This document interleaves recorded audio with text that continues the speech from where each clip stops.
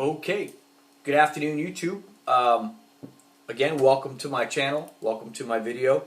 Today, well, let me just start off like I normally do. Basically what I do is I give you what I call watch show and tells, okay? I'm a huge Invicta and Android watch collector. I do collect many other watches too, but it always comes down to what you like. And you know, I'm not specific to just the Android or Invicta brand, but really they're the only watches that really, only companies that really make things that I absolutely have to keep getting. So what I started doing is when I first made my Invicta watch purchase, I looked at this watch right here, the Invicta 5730 Venom, for about 2 years before I actually bought it. It was just so different than what I was used to at the time. I was really into like the rose gold, and I didn't really even know they really made any of those colors at the time. And I just started looking at this thing, and I was amazed at how thick it was by dimension. 22 millimeters in thickness, 52 millimeters in diameter. I was used to wearing like the 47s, which I thought were pretty big too. And I just waited and waited until I finally pulled the trigger on it, and I'm so glad I did, because what that started was the ball rolling for me to continue to keep buying Invictas, and I've gotten so many cool watches in my collection now. And the thing is, it really didn't cost me much money because I had a lot of other watches that I never even really wore anymore from back in the day. I was able to sell those to folks who actually are going to make use of them. So yeah, I mean, I'm just really pleased with the Invicta brand. I mean, they're just amazing. My dad got me involved in the Android brand, which although they don't have as many cool ones, I picked up about 3 or 4 of those that are just really fantastic, and they're definitely on the level of Invicta, and if they keep doing what they're doing, they're going to keep going further and further. I mean, they make some really great watches. But Invicta is still my all-time go-to brand. And basically, what I had a problem doing is when I first got this watch, or I first started looking at this watch, I could see, I could understand how large it was based on the measurements, but you couldn't really see what it's going to look like on the person. And a lot of the videos that I found were of the guy showing it really close with the white gloves. And that's just basically like an animated picture. There's tons of pictures on the internet. What I find most helpful is to actually see it on the wrist of a guy my size and my weight. Now again, there might be some big boys out there who are, it's not going to be an accurate, an accurate representation of how large it's going to look like on your wrist. But for the average guy, I'm about 5'8", 170 pounds. I have a 7-inch wrist. That's kind of universal, like 7-inch I think is a pretty average wrist. It's very helpful to see it on the wrist so you can see what it's going to look like on you.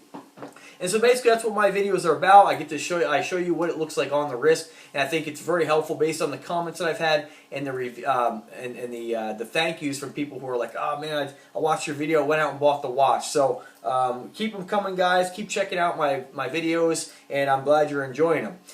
So that's what I do basically. I review the watch, give it a short review. I'm not a watch expert. I don't get too involved with the facts about the watch. You can look that stuff up on your own. But what you want to see is what it looks like on the dude, And what I started doing recently, now I have so many Invictas and watches, I'm doing side-by-side comparisons, because you may be on the fence about, gosh, which one do I get? Which color? Well, maybe you've come to my channel, found my video, and maybe you were looking at maybe these 2 watches in this video might be the deciding factor of which one you get. Also, it's a really nice way to kind of see what the size difference is going to be. Now, the 2 that I'm going to review today, or show and tell today, are they're both Invicta Venoms, okay? But one's the Venom 1 and the Venom 2. This is model 5730. This is model 14400, okay? 14,400. That's the model of this one here.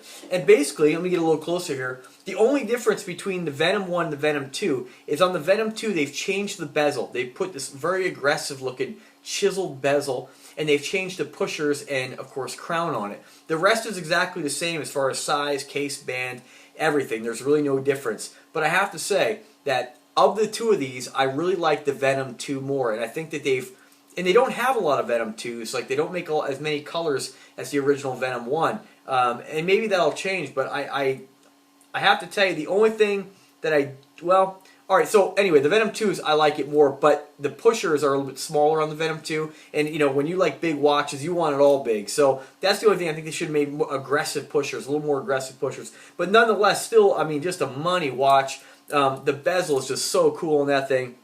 Let me check that out. And this is what the side-by-side looks like here. You can see the bezel is actually larger on the Venom 2, just by a little bit, because it flares out a little bit.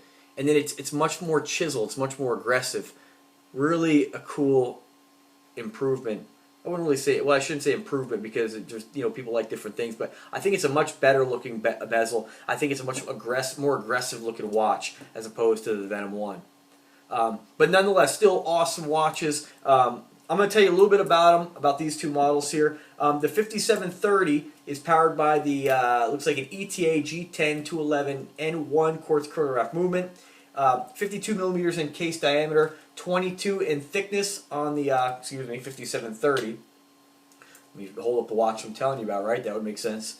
You got your screw down pushers, deployment clasp, nothing really too much else to say about it. Both of these are 3,300 feet of water resistance, so you don't really have to worry about this thing getting wet. And all Invictas have a water resistance to them, but the Venoms and the Hydromax are, I believe, the highest water resistance of any of the Invictas, and there might be a couple other ones out there, but I know that for these two for certain. Okay, what else? All right, so let's go on to the Venom 2. This one's powered by the Swiss Ronda 5040D, 52 millimeter case. They say 21 in case thickness, but I do believe it's pretty hard to tell like this, but